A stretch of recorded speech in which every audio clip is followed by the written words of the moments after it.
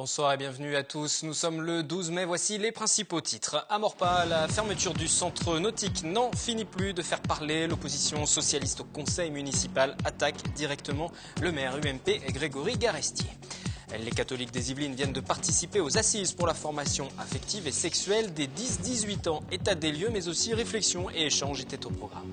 Et puis jusqu'au 24 mai se déroule la quinzaine du commerce équitable. L'occasion de faire le bilan sur ce système d'échange qui permet de réduire les inégalités. Invité Valeria Rodriguez, responsable communication de la Fondation Max Havelaar. Les pompiers des Yvelines présents sur les champs le 14 juillet pour le traditionnel rendez-vous de la fête nationale. 80 soldats du feu professionnels défileront sur les pavés de la capitale. Parmi eux, 20 seront issus des différents centres de secours du département. Les sélections des candidats viennent de débuter. Je vous le disais en titre, l'opposition se mobilise à Maurepas après l'annonce de la fermeture définitive du centre nautique communal. Ce sont les socialistes donc qui dénoncent les choix du maire UMP. Regardez ce reportage signé Mélanie Poquet. Maurepas sans piscine, c'est non. L'opposition maurepasienne s'organise pour signifier son mécontentement.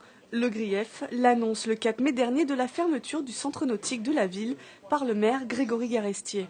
Le maire s'appuie sur plusieurs audits et met en avant la sécurité des usagers. On a fait un audit, l'audit du mois de mars de cette année, qui disait qu'il y avait des travaux à faire à court terme. Jamais, à aucun moment, on a noté que la population de la piscine, les usagers, étaient en danger. Jamais ça a été mis dans le... Alors, le dernier rapport là qui est sorti, c'est donc le troisième. Là, il ne dit pas qu'il faut fermer la piscine non plus du jour au lendemain. Les élus d'opposition y voient plutôt une fermeture liée à des raisons économiques. Les travaux envisagés par l'audit, s'ils étaient engagés, se montraient à plusieurs millions d'euros. Ce que nous mettons en évidence, c'est l'enfumage du maire qui, drapé de la responsabilité, finalement cache son véritable projet, qui est une fermeture définitive de la piscine, dans le but de récupérer un budget qui pourra servir certainement à financer sa police municipale ou encore d'autres frais qui n'existaient pas à Maurepas et qu'il a amenés. Les crédits ont déjà été budgétés, le maire les connaît, c'est à lui de les mettre en place. Mais en conseil municipal, il a refusé de ce qu'il avait budgété lui-même de mettre les premiers crédits. C'est un signe qui nous montre qu'il ne veut pas d'une piscine publique à Maurepas. Monsieur Vann compare des politiques publiques qui sont complètement différentes. Je ne vois pas le rapport entre la police municipale et le problème de la piscine de Maurepas. J'ai dit aux Maurepasiens que je souhaitais évidemment une piscine à Maurepas. Puisque les audits sont clairs, l'équipement menace la sécurité du public. J'ai commandé une étude de faisabilité, en concertation évidemment avec les maires des villes voisines qui sont parties prenantes, pour savoir s'il faut réhabiliter, combien ça va nous coûter, combien de temps va falloir, ou s'il vaut mieux détruire et reconstruire. Le centre nautique est fermé depuis le 3 avril dernier, en cause une corrosion avancée de plusieurs éléments métalliques de l'établissement. Une pétition circule actuellement sur Internet. Elle est depuis ce week-end disponible en version papier. Elle a déjà collecté près de 700 signatures. C'était une première vendredi et samedi dernier à Versailles. 350 personnes présentes à l'appel de Monseigneur Éric Aumonier pour une journée d'assises autour de la sexualité des 10-18 ans, des tables rondes et des ateliers pour les parents, les enseignants, pour les prêtres également. Ils ont échangé ensemble sur un sujet longtemps considéré comme tabou, le reportage de William L. Père, est-ce que vous êtes sur Facebook ? Apporter des réponses concrètes en phase avec la nouvelle génération, voilà l'objectif de Monseigneur Éric Aumonier, évêque de Versailles. Durant 2 jours, 350 personnes se sont rendues au lycée privé Saint-Jean-Huste pour écouter les réponses de l'Église sur un sujet sensible, l'affectivité et la sexualité des jeunes. L'objectif de ces assises, c'est que se diffuse à l'intérieur du diocèse, sur l'ensemble des paroisses et chez tous les chrétiens, mais plus largement, une bonne écoute des jeunes et une meilleure aide de ce qu'ils vivent pour qu'ils deviennent des adultes dans la société qui ne seront pas fermés sur eux-mêmes, mais qui seront capables d'aimer et qui seront capables d'être les uns et les autres témoins autour d'eux que la vie vaut la peine d'être vécue. L'Église diocésaine affirme ainsi son intérêt et son engagement sur ce sujet longtemps tabou. Au programme de ces 2 jours, table ronde et atelier pour poser un regard lucide sur ce que vivent les jeunes aujourd'hui et permettre aux parents de comprendre la sexualité de leurs enfants. Les participants sont très contents des intervenants, des échanges, de se rencontrer, de pouvoir libérer la parole. C'est un sujet compliqué, évidemment, et c'était aussi un des enjeux, c'est de dire on a peur, on ne sait pas comment s'en saisir, c'est normal, mais partant de là, essayons d'y travailler ensemble. Face à une forte demande, la nécessité de ces assises a été constatée dès 2011 par Monseigneur Aumonier à l'issue du synode diocésain. Ce qui m'a le plus apporté, je pense, c'est de réfléchir sur la posture qu'on doit avoir auprès des jeunes, la juste relation, utiliser les bons termes pour essayer d'être en même temps le plus efficace. Et en même temps, on ne cherche pas d'abord l'efficacité, mais simplement de faire au mieux, quoi. Une grande première pour l'Église catholique qui ne compte pas en rester là. Monseigneur Aumonier souhaite la mise en place de projets concrets dans le diocèse. Ce week-end, la France commémorait l'abolition de l'esclavage. Le 10 mai, c'est la date de la journée nationale des mémoires de la traite, de l'esclavage et de leur abolition. Et à cette occasion, la ville de La Verrière a lancé toute une série de manifestations sous le label Printemps de la tolérance. Mélanie Poquet. Favoriser le dialogue et l'échange. C'est le but du Printemps de la tolérance qui a débuté ce week-end à La Verrière. Pour la première journée, c'est vers l'histoire de l'esclavage que la commune s'est tournée. C'est une décision que l'on a prise il y a déjà plusieurs mois et qui a été renforcée par les événements qui sont passés au mois de janvier, qui nous ont beaucoup frappés, et on a donc décidé de faire en sorte que le printemps soit un petit peu symbole d'amitié et de tolérance, et donc cette journée se rentrait complètement dans ce cadre-là. Au programme, exposition pour comprendre le marronnage quand les esclaves prenaient la fuite, lecture de poèmes et contes sur l'esclavage et vente de produits artisanaux d'Afrique et des Caraïbes. De quoi faire découvrir aussi la culture africaine.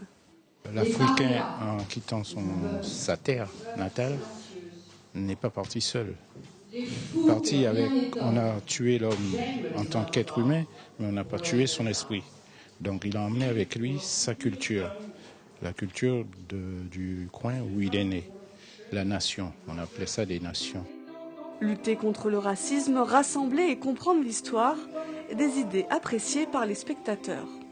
Le mois de mai, c'est le mois spécial pour qu'on apporte un peu notre concours à expliquer les choses qui sont passées dans l'humanité, entre les hommes sur cette terre. Pourquoi il y a eu tant de méchanceté, pourquoi il y a eu ce commerce inacceptable et inhumain qui est celui des hommes. Les hommes réduits à la marchandise, et puis voilà. Je me sens très concernée par cette journée, de par mes origines et puis aussi par intellectuellement, quoi. Je trouve que c'est quelque chose de très important. Ça devrait être beaucoup plus diffusé, je trouve. Il n'y a peut-être pas assez de publicité ou d'annonces faites à ce sujet-là. C'est dommage parce que je pense qu'il y a beaucoup de gens qui seraient venus.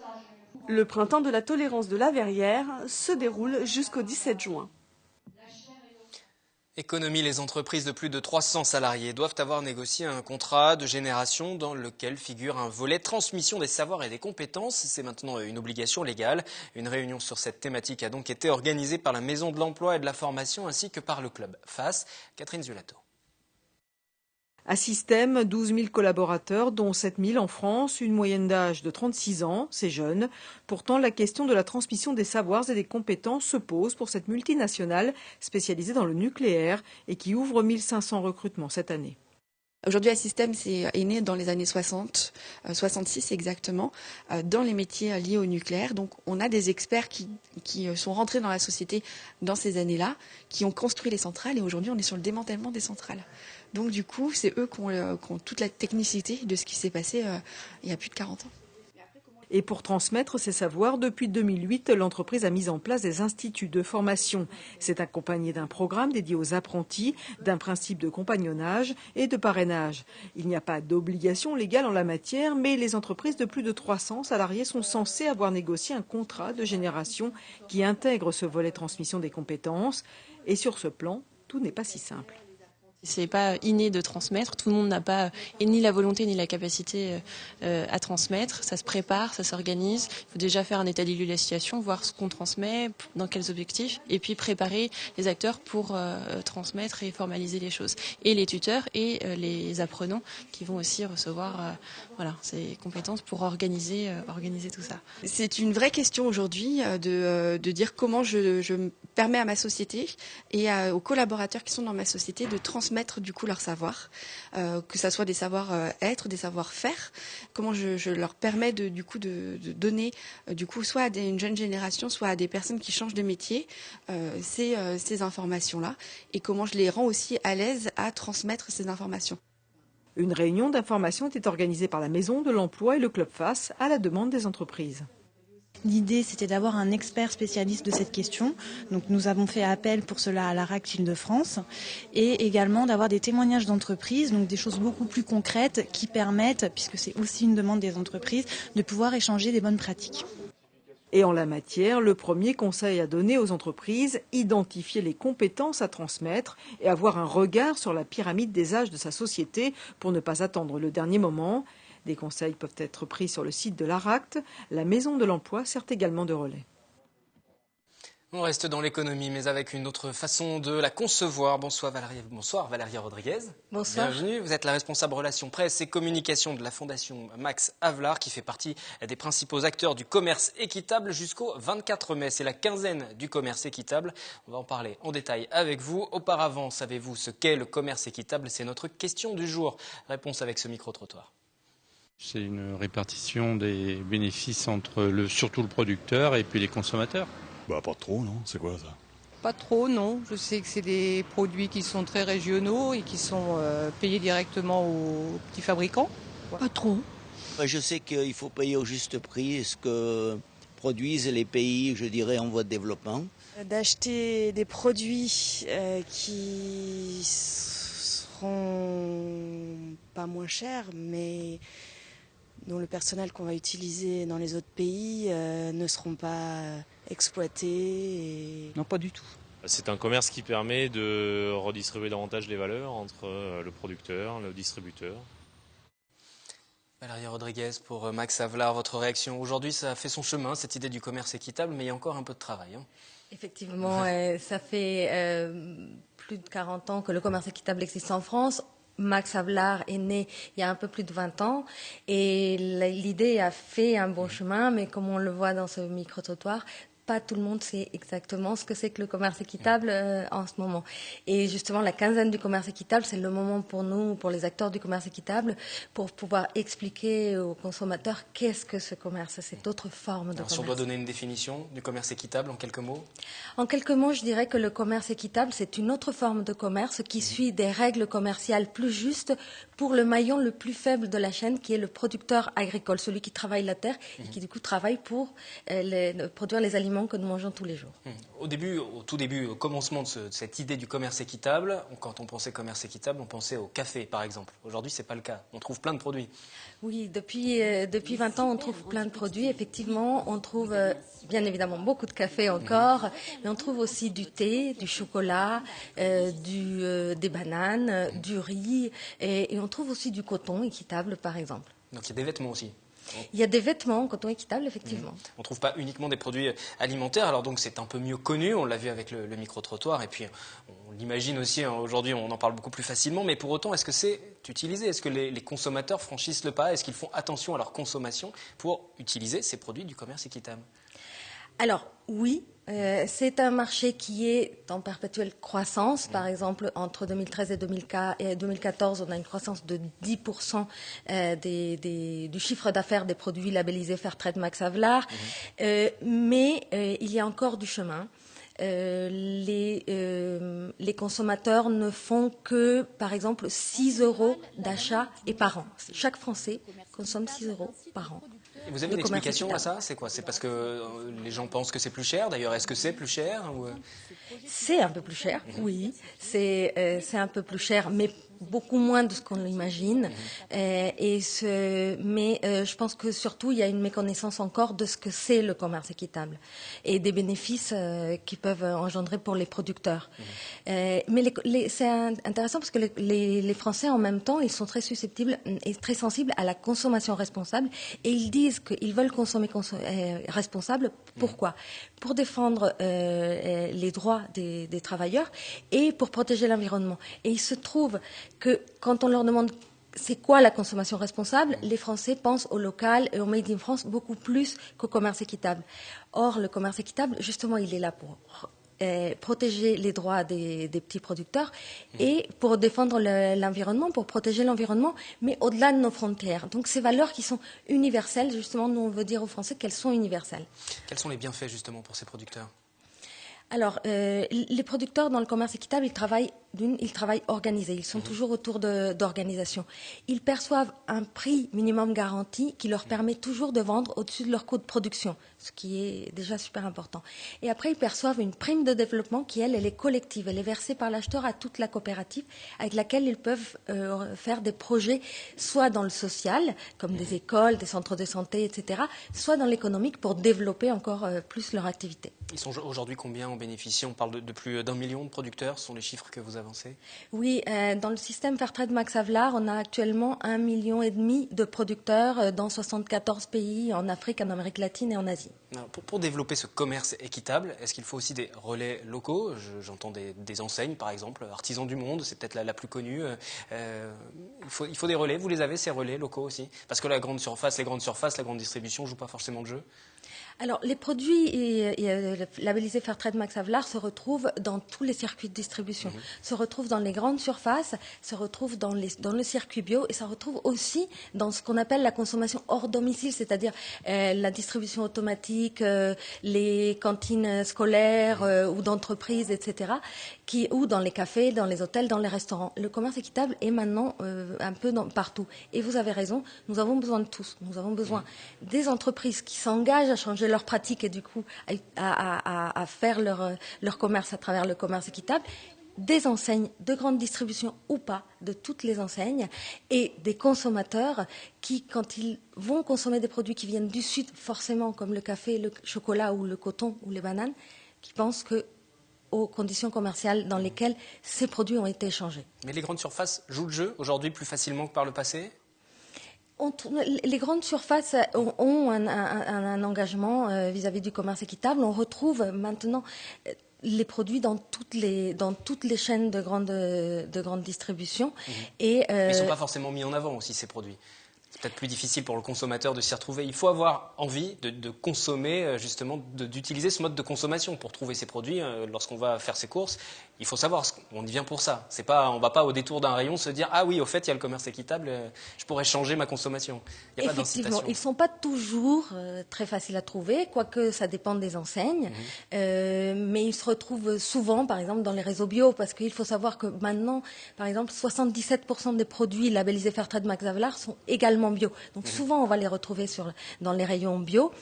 Et c'est vrai qu'on voudrait bien tous qu'il y ait un peu plus dans les rayons. Et ça passe peut-être par une incitation gouvernementale ? Quel rapport vous avez avec les pouvoirs publics, avec les politiques sur cette question-là ? Est-ce qu'ils vous soutiennent ? Est-ce qu'il y a une incitation qui est faite ?